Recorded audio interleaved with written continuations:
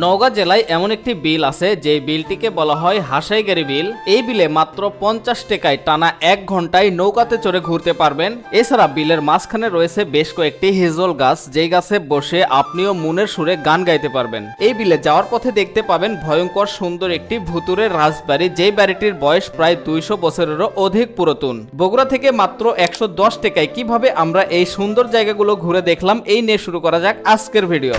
দুপুর 12টার সময় আমরা বাসা থেকে বের হয়ে সোজা চলে আসি বগুড়া রেলওয়ে স্টেশনের দিকে। লালমনি এক্সপ্রেস ট্রেন আসার কথা ছিল দুপুর 12টা 40-এ, তবে আজকের ট্রেন লেট, ট্রেন আসবে 1টা 30-এ। দেরি না করে আমরা সান্তাহার যাওয়ার জন্য 2টা টিকিট নিলাম। পার পার্সনের টিকিট ছিল মাত্র 50 টাকা করে। তারপর 1টা 33 ট্রেন আমাদের স্টেশনে চলে আসে, তাই দেরি না করে ঝটপট আমরা নির্বিড়ি একটি বগিতে উঠে পড়ি। 1টা 40 বগুড়া থেকে আমাদের ট্রেন সান্তাহারের দিকে রওনা হয়ে পড়ে। এর মাঝখানে আমাদের ট্রেনটি আর কোথাও ব্রেক দেয় না, একদম বরাবর চলে আসে সান্তাহার জংশনে। তারপর ট্রেন থেকে নেমে রেলগেট পার হয়ে সান্তাহার ঘোড়াঘাট মোড়ে চলে আসি। এই মোড় থেকে নওগাঁ যাওয়ার অটো পেয়ে যাবেন, ভাড়া পড়বে 15 টাকা থেকে 20 টাকা। চাইলে আপনারা এখান থেকেই অটো রিজার্ভ নিতে পারবেন, ভাড়া পড়বে 450 থেকে 500 টাকা। সান্তাহার থেকে নওগাঁ লিটন ব্রিজের দূরত্ব মাত্র 4 কিলোমিটার। তবে অটোওয়ালাকে বলবেন লিটন ব্রিজে না নেমে দিয়ে যেন পুরাতন বাস স্ট্যান্ডে নেমে দেয়। এখান থেকে খানিকটা পায়ে হেঁটে আপনাদেরকে যেতে হবে গোস্তহাটের মোড়ে। এই মোড়ে আসার পরে দেখতে পাবেন বিভিন্ন ধরনের অটো ও রিক্সা, তবে রিক্সা ভাড়া একটু বেশি নেবে, অটো ভাড়া কম।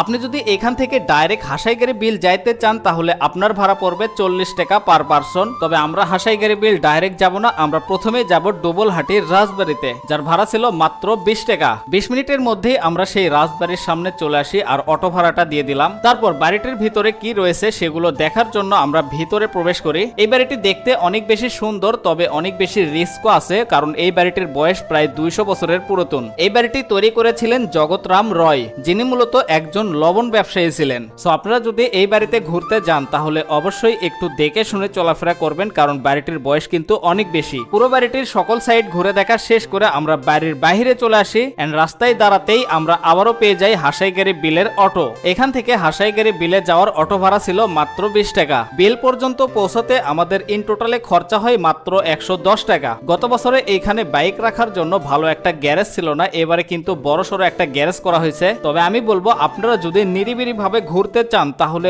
অবশ্যই শুক্রবারের দিন বাদ দিয়ে আসবেন, কারণ শুক্রবারের দিনে রাস্তার উপরে মানুষ দাঁড়িয়ে থাকার পর্যন্ত জায়গা পাওয়া যায় না। এখানে আপনারা নৌকাতে চড়ে ঘুরতে পারবেন বিভিন্ন ধরনের প্যাকেজে। আমরা নৌকাতে উঠেছিলাম পার পারসন 50 টাকায়, যেখানে বলা ছিল পুরো 1 ঘন্টা আমাদেরকে ঘোরাবে। নৌকালাকে আমরা বারবার এই বিষয়টা বলি যে আমরা কিন্তু 1 ঘন্টার 5 মিনিটও কম ঘুরবো না। এই বিলের পানির কালার দেখলে আপনার মনে হবে একদম নীল পানি দেখছেন। সো আপনাদের যদি টাঙ্গুয়ার হাওর যাওয়ার বাজেট না থাকে তাহলে আমি বলবো এই বিলে একদিন ঘুরে আসবেন, আশা করি ভালো লাগবে। তারপর নৌকা আমাদেরকে বরাবর নিয়ে আসে হিজল গাছের সামনে। হাসাইগাড়ি বিলে যারা ঘুরতে আসে তাদের সব থেকে পছন্দের গাছ হলো এটি। তবে কিছু মানুষ এই গাছগুলোর উপরে উঠে এত বাজে ভাবে লাফালাফি করে যে গাছের ডালপালাগুলো অনেকটা ভেঙে গেছে। তো আজকের ভিডিওটি এ পর্যন্তই। সবাই ভালো থাকবেন, সুস্থ থাকবেন, দেখা হচ্ছে পরবর্তী নতুন কোনো ভিডিওতে। আল্লাহ হাফেজ।